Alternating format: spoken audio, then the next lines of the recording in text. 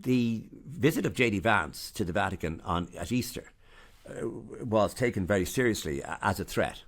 That since he was emerging, as he is emerging, as a sort of an attack chihuahua, as a little bully guy, what he did to Zelensky, for example. Well, it's the obvious one. And what was he going to do? Arrive in Rome and do a Zelensky on who? And start talking about the Catholics' need to go back to basic faith, to a church that was not ambiguous about anything.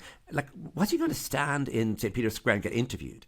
But obviously he couldn't do that for two reasons. One, the Pope was dying.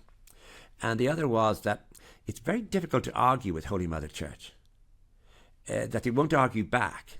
And attacking cardinals and bishops in the Vatican is not a good look. You can send an ambassador to annoy them. But for Vance to do this, all his juices dried up.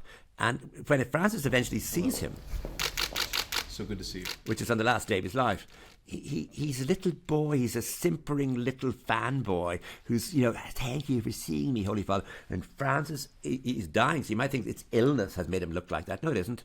That's what he looks like when he's annoyed. And the wonderful part is the great comedy is that as he's going out the door, this Vance, who's only 6 years a Catholic, it's like someone who's recently gay deciding to be so gay. It's really annoying.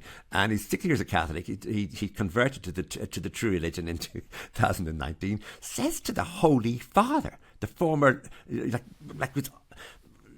a Cardinal Archbishop of Buenos Aires, the head of the Jesuits in Argentina, he says to him, I'll pray for you. Pray for you every day. God bless you.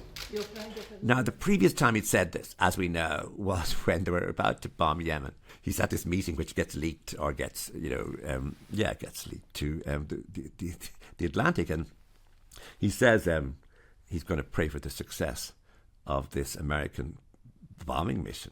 So obviously his prayers stretch wide, and all of us, I think, should pray that he doesn't pray for us, because obviously the Pope died soon afterwards. But I think the Pope died happy in that he'd seen Vance off, and he liked doing that. When he was in Buenos Aires, he went directly for the government, attacking them all the time, week in, week out, not only on matters of faith and morals, but on the economy.